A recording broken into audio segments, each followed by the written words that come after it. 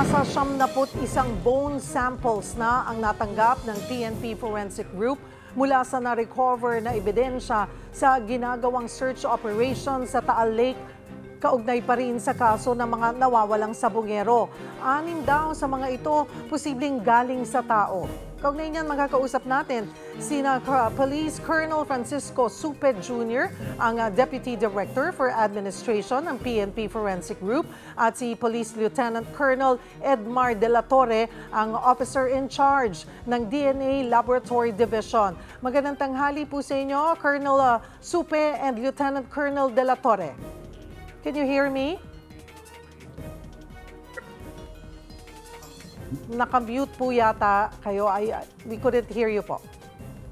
Po, ma'am. Ayun. Hello, good afternoon po. Ay, good noon, ma'am. Ma'am Cheryl. Yes, magandang tanghali po. Salamat po sa oras. Alright. Maaari niyo po bang ipaliwanag sa amin kung bakit ninyo sinabing posibleng human bones yung 6 doon sa 91 bone samples na nakuha po sa Taal Lake? Yes, ma'am. Meron po siyang morphology that yung normally makikita mo sa human bone. So, ang mga bone samples na nakuha natin, ang yung pinorward sa amin, resembles that of a human pubic bone, yung hip bone po niya, ma'am. Kaya nasabi natin na possible human, among other samples na sinabit po.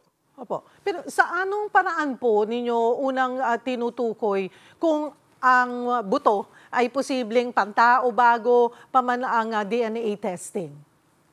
Yes, ma'am. In-examine po natin ito. Tinitingnan natin yung kabuuang structure. If it is compatible with human, possible human skeletal remains.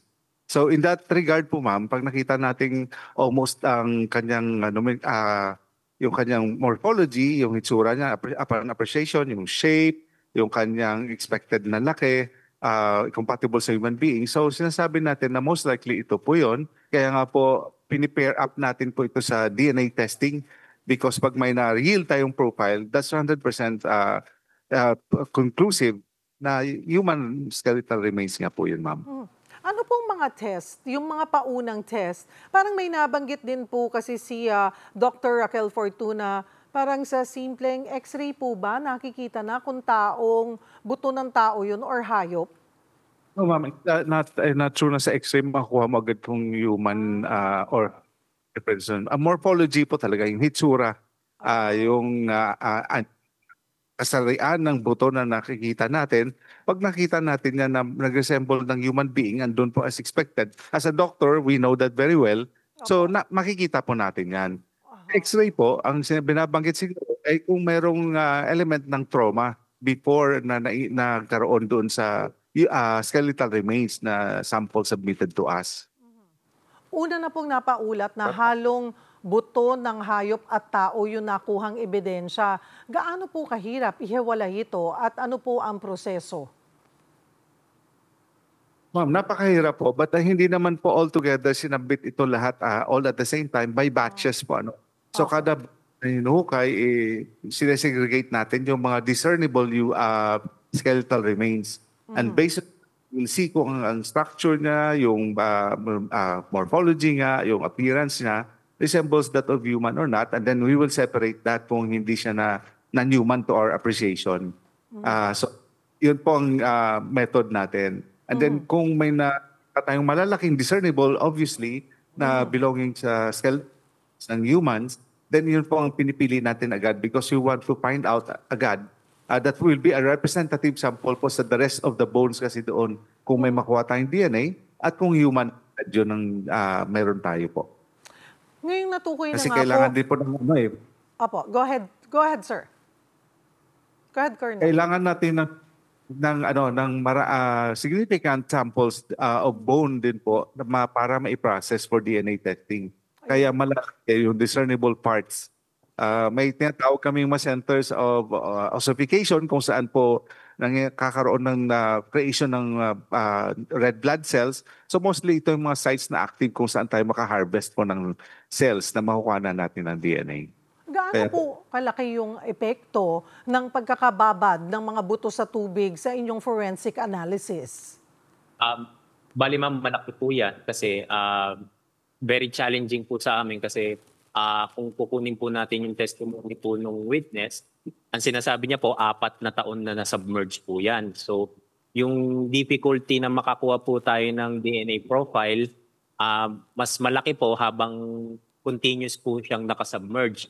And that's why yung kinukuhanan po namin ng reference sample yung pamilya, sinasabihan na po namin sila na ito po yung challenge po natin. Na ang ano po natin, nakalubog po yan. Pag nakalubog po, yung possibility po natin ng makakuha ng DNA profile, mas lalong bumababa po. Eto, yun nga, ang pinagbabasihan po natin dito ay 4 years. Pag ganitong 4 years na, talaga bang mahirap na makakuha ng for DNA sampling? Usually, ilang taon po ba pag nagiging delikado na nga po makakuha ng magandang portion for DNA sampling? Kasi po ma'am, ang sa amin po is, hindi po natin malalaman yung naging course nung pagbabad niya, saka yung tagal po niya. So sa amin po, sa forensic, ang lagi po namin sinasabi, kahit anong stage niya po ng pagbabad or ano po yung stage na binigay po sa amin, iti-testing pa rin po namin 'yan. The good thing about this, ma'am, the modern technology, marami pong available na mga kits na pwede, even na may mga problems po, medyo nisimplify niya at directly nakukuha pa rin kahit how small yung DNA na nandun, may isolation technique na nagagamit po tayo. So yun, we're hoping na we can employ it here at we will see, we will try po. We have that technology dito po sa Pilipinas. Meron po. Meron po. Meron po tayo, ma'am. But then again, yung po pa nga, sabi po namin is we don't want to give false hope po sa kanila. Pero ang sa amin lang po, we will do our best po para ma-examine po namin lahat. And whatever outcome it is, kung ano po yung resulta, magiging transparent po kami. Sasabihin po namin kung meron kami nakuha, sasabihin po namin kung wala po kami nakuha. And if pag may nag-question po sa resulta namin, nandyan po yung mga ebidensya. Kinuhanan lang po namin ng sample. So pag nag-file po sila ng case sa court po, the court can order us to submit it po sa ibang ahensya for re-examination po. Tama rin ho ba na ang mga paunang ulat na posibleng sunog yung mga ito rin? Sa first batch po ng mga sinabit na buto, there appears to be some indication na may sunog po kasi lahat is almost black yung niya. So hindi naman ganun po ang appearance ng buto normally. Tapos may mga changes na doon sa morphological structure ng mga alleged bone. And yung nakita na namin nga po parang mga sa kanya po ng hayop. Posibleng sa hayop po, tama ba? Opo, ma'am. Yung first batch. Maraming batch. Yung first bag, yung nag-release po ng photo na ito po na nasa ibabaw ng puting sako. Ito po talagang sa hayop po 'yan. I believe so, ma'am. Ayan po, kitang-kita naman di ba, hitsura na pa lang niya talagang parang charcoal. Alright. Opo, ma'am. Okay. Ma'am, dito po namin yung stage na yan, yung nalagyan po ng white sack, hindi po kami namin na-handle yan. Pero we do understand na yung difficulty po ng mga Coast Guard sa pagkuha niyan, and siguro they have their reasons kung bakit nailigay nila sa white sack. So, sa amin po, either way, basta naipasa po sa amin, we will still subject po yan sa examination po namin. So, ngayon po, paano na ang proseso? Kasi may mga puna, no, kung paano hinahandle ng PCG ito. So, ngayon po ay laging represented na po ng PNP Forensic. Tuwing magkakaroon po ng dive para mas nagagabayan nyo sila sa tamang pag-handle po ng posibleng makonsidera na pieces of evidence? Ma'am, ang Philippine Coast Guard po may sarili silang protocol at respect namin sila pong nagda-dive and they know the situation very well. But of course, alam naman po nila yung ating target po talaga is to recover skeletal remains under water. So pagdating po sa sisid, wala na po kami doon. But I think they were also well-oriented na ang hinahanap natin is puto ng tao po. Sa inyo pong karanasan, gaano po katagal ang inaabot ng ganitong klaseng forensic examination, lalo na nga po kung matagal nang nababad sa tubig ang mga sample? Yes, so may mga process po, no? Number one, yung first phase ng in general, we will dry the sample. Tapos later on kasi we will extract some DNA sa bones. So after, may phases po siya. We want to make sure na pagka hindi ko na po i-elaborate because not just because it's technical, but it's within our control naman anyway. But it goes through that stages, ma'am. And that's why we say, because we're prioritizing this case na within 5 to 7 days, hopefully meron na kami initial result. Kasi pag meron ng profile, that's going to be very promising to us. But if duplicate samples na altogether na-run at the same time so that may backup po tayo all the time. Sorry, Colonel, when you say meron na within 7 days initial result, ano pong klaseng result yung pinag-uusapan natin? Yung DNA profile po ang nalalabas. Pag may signal na mga DNA profile na nakukuha tayo, then we know it's humans kasi very specific po yung ating reagents to detect human DNA. Okay. So yun, within 7 days, malalaman pa lamang natin kung DNA, yung makikita natin, DNA humans. Then pag when it's confirmed na DNA humans, that's the time na ima-match. Kukunan ng DNA din po yung mga kaanak? Opo, ma'am, yun. Sa reference standard ng kamag-anak, tingnan natin kung nagmamatch po. Yun na po yung proseso natin, ma'am. Okay, 7 days. So, after no, na ma-confirm na DNA human siya, yung matching, gano'n naman po katagal yun? Around 5 to 7 days pag nagkaroon po ng possible match. Pero ang sa amin po, ma'am, other than yung DNA po, meron po rin kami mga ibang phases ng examination. Isasubject pa rin po namin sila sa ibang examination other than DNA po. Gaya po ng, ano pa pong mga examinations? Initial po, yung anthropological examination nga po. Tapos X-ray next, i-try din natin. After na, tignan natin kung may mga obvious fracture doon sa bones, that would indicate na probably before the skeletal remains were lodged in there and disposed, nagkaroon ng trauma po sa bone. So paano po ba yun? Isang kaanak lang ang kukunan doon po sa mga nagkiklaim, sa mga nagkiklaim, kung pinag-uusapan muna natin ay 34 sabongeros, so bawat isang kaanak lang or yung pinaka malapit doon sa like nanay or magulang, kukuhanan ng DNA test, tapos ima-match po doon sa lahat ng buto? Ganun po ba katrabaho yun? Yes po. Bali yung mangyayari po, kukuha po kami either sa parents or sa anak. And itatama na rin po namin yung asawa, kung may asawa po, doon po kami mag-start na mag-match po kung may lumabas po. So that's why very critical po yung first week po namin para malaman po namin kung may ma-generate po kami ng DNA po. Yun ang pinakamahalaga, kung may ma-generate muna na DNA. Kasi po pag wala po kaming... There's no point. No point of doing yung sa mga families po.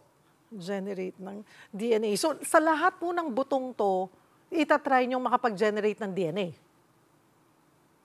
Yes, ma'am. Initially, yung sabi ko, obviously, Kanina. human siya. Malaking yun ang unahin natin para may immediate tayong paunang result agad po. At ginagawa na po, balikan ko lamang po ulit yung kaninang sinabi niyo, Colonel, na sinisimulan na po yung pag-generate ng DNA? Pinaprocess po, Ma'am Cheryl. So, pag tapos na ng drying, next we'll do some extraction of samples for possible DNA processing procedure. So, yun ang proseso. So, we're just gonna wait for at least a week, Colonel, para pa lamang ito sa pag-generate ng DNA. Opo, ma'am. Ano po ang, siguro, marami po kasi nakatutok dito at umaasa ang mga tao na magkaroon talaga ng, regardless, kung ano po yung magiging resulta, pero matapos itong testing na ito, kung sakali man na mag-negative po lahat, ano po ang magyayari? Anong next step? Meron pa bang ibang way kayong nakikita? Ang sa amin po, ma'am, is well, kung may positive po, of course, pag may kaso na isasampa, ibibigay po namin yung mga findings namin sa court. And sila po yung bahala, yung appreciation and interpretation po ng findings namin, sila po yung gagawa niyon. Pero kung negative po, sa part po ng forensic group, hanggang doon lang po kami sa scientific investigation po. Pag wala po kami magagawa, we will be very transparent with sa mga lalo na po sa mga kamag-anak na as far as yung scientific examination goes po, wala po kaming makukuha. That's why we are very careful po, ma'am, na wag po namin mabigyan ng false hope yung mga tao. And we try to be as transparent as possible po na ito po yung sitwasyon, ito po yung nakuha namin mga sample. And pero regardless kung animal or human siya, gagawin po namin lahat para ma-examine po lahat po yun. So sobrang halaga po ng mga bagong ebidensyang ito sa kabuuang kaso ng nawawalang sabongero. Siguro po, paano natin tinitiyak na masusunod nga ang tamang scientific protocol mula sa pag-handle ng bone samples hanggang DNA matching? At ilang eksperto po ang nagtutulong-tulong para makakuha nga ng accurate na resulta? Multidisciplinary po ang approach natin dito. We have odontologists, we have pathologists, meron tayong medical legal officers on the ground, tapos may mga DNA analyst po tayo. Yun na pong pinaka-final natin nakikitang obviously will really pave the way to scientific evidence whether these are humans or not.